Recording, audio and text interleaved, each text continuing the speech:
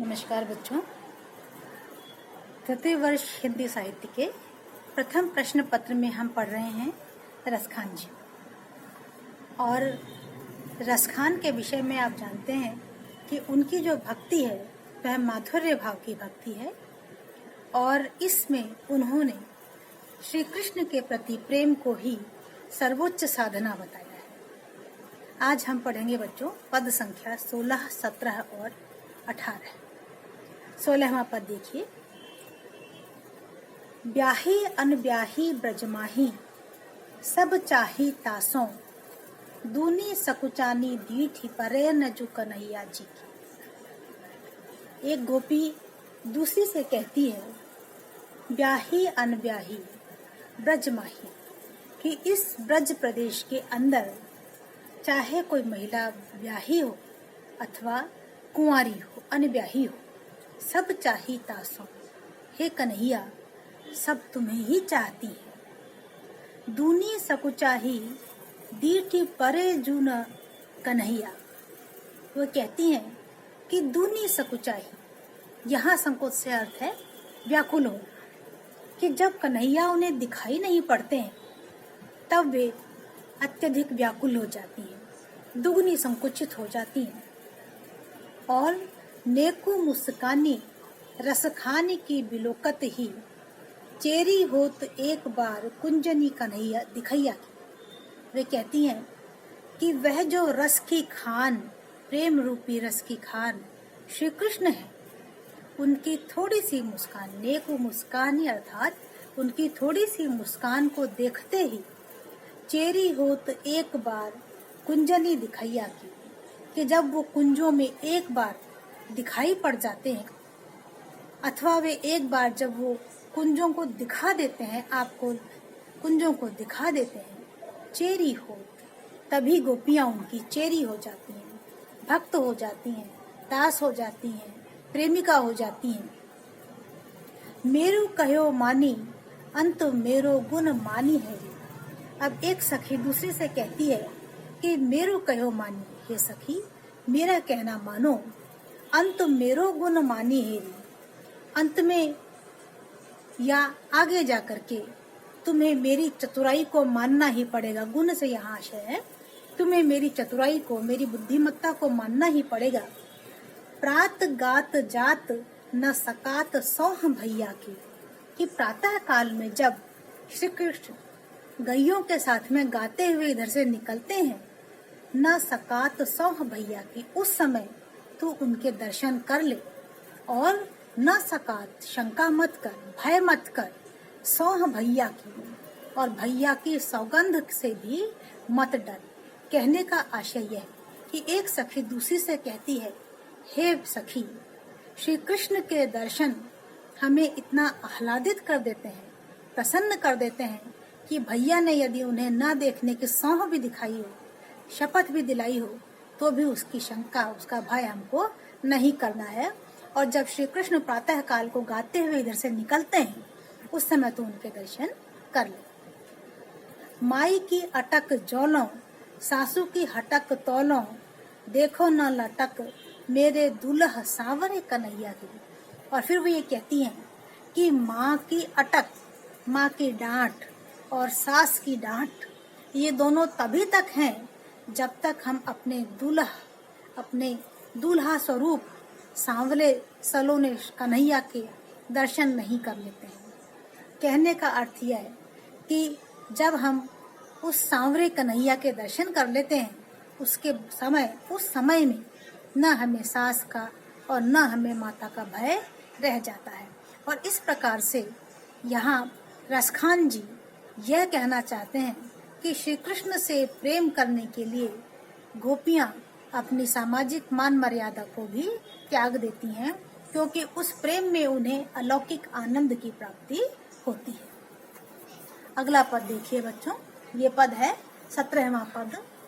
लीने अबीर भरे पिचका रसखानी खरो बहुभाय भरोजू, मार से गोप कुमार कुमार से देखत ध्यान टरो न टरोजू। पुनः यहाँ श्री कृष्ण से निश्चिंत होकर के, निर्भीक होकर के दुनिया को भूल करके प्रेम करने की सलाह दी गई है। एक गोपी दूसरी से कहती है, लीने अबीर भरे पिचकार, कि श्री कृष्ण ने अबीर और पिचका अर्थात पिचकारी, रंग से भरी हुई पिचकारी ले रखी है। रसखान खरो बहुभाय भरोजू। यह जो यहाँ रसखान शब्द में तो श्लेष अलंकार है, एक बार कवि के अर्थ में और एक बार श्री कृष्ण के अर्थ में। ऊपर भी हमने जो पद पढ़े हैं उन सभी पदों में रसखान शब्द में यही श्लेष अलंकार काम कर रहा है। कवि के अर्थ में भी आया है और श्री कृष्ण के अर्थ में भी आया है। फिर से देखिए इस पंक्ति को, लीने अबीर भरे पिचका, रसखानी खरो बहुभाय भरोजू। हे सखी, श्री कृष्ण ने अबीर और रंग से भरी हुई पिचकारी ले रखी है। रसखानी खरो बहुभाय भरो, और वह प्रेम रूपी रस की खान बहुत ही शुद्ध प्रेम भाव से भरे हुए हैं। खरो अर्थात शुद्ध प्रेम भाव से भरे हुए हैं। मार से गोप, गोप कुमार, कुमार से, कि यह जो गोप कुमार अर्थात श्री कृष्ण हैं वे कामदेव जैसे हैं।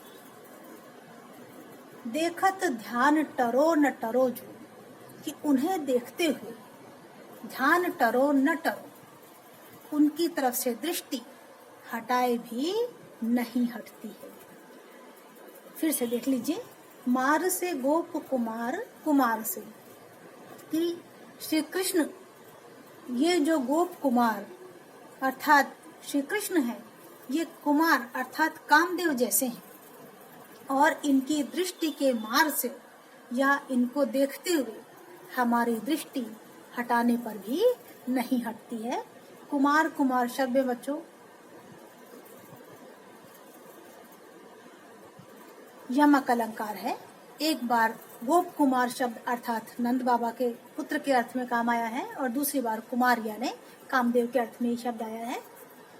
पूरब पुण्य निहात पर्यो अब, और श्री कृष्ण से प्रेम को वे इतना बड़ा बताती हैं कि वे कहती हैं, पूरब पुण्यानि अर्थात पूर्व जन्म के पुण्यों के कारण या पूर्व जन्म में किए हुए शुभ कर्मों के पुण्य के परिणाम स्वरूप इस जन्म में श्री कृष्ण हमारे हाथ पड़े हैं।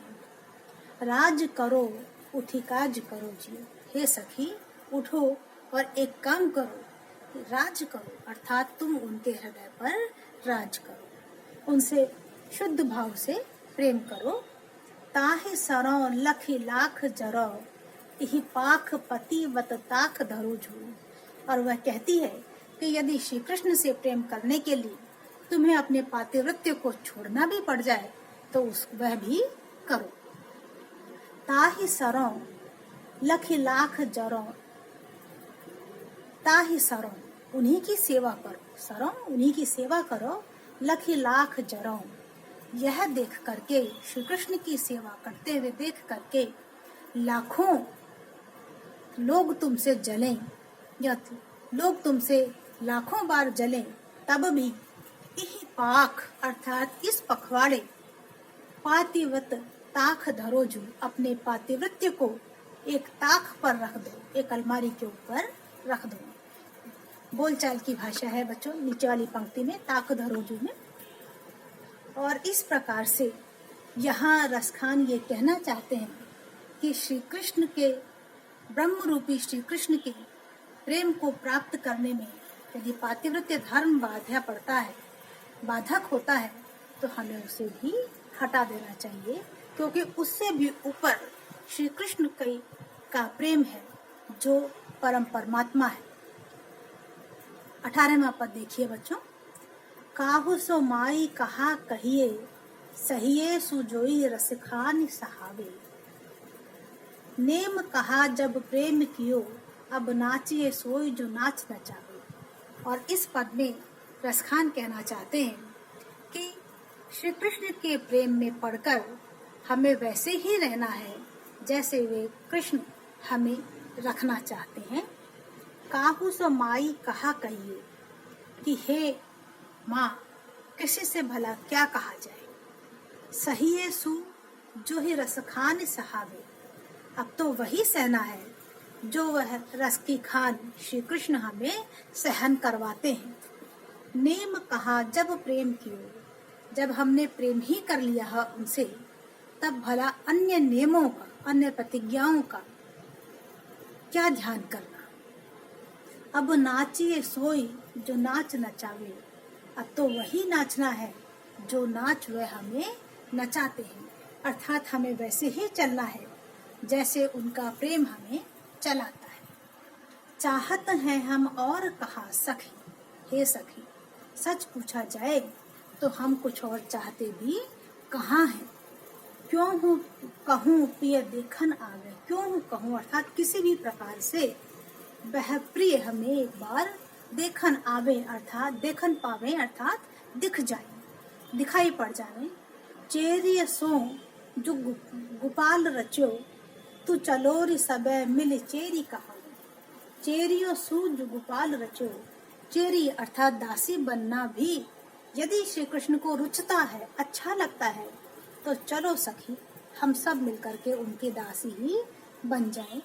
इस प्रकार से बच्चों, रसखान ने अपनी सरल और मधुर भाषा में श्री कृष्ण के प्रति अनन्य प्रेम की अभिव्यक्ति की है और यह व्यक्त किया है कि कृष्ण से प्रेम करने के लिए यदि सांसारिक बाधाओं को, पारिवारिक सीमाओं को त्यागना पड़े तो हम उसको त्याग करने के लिए भी तैयार हैं।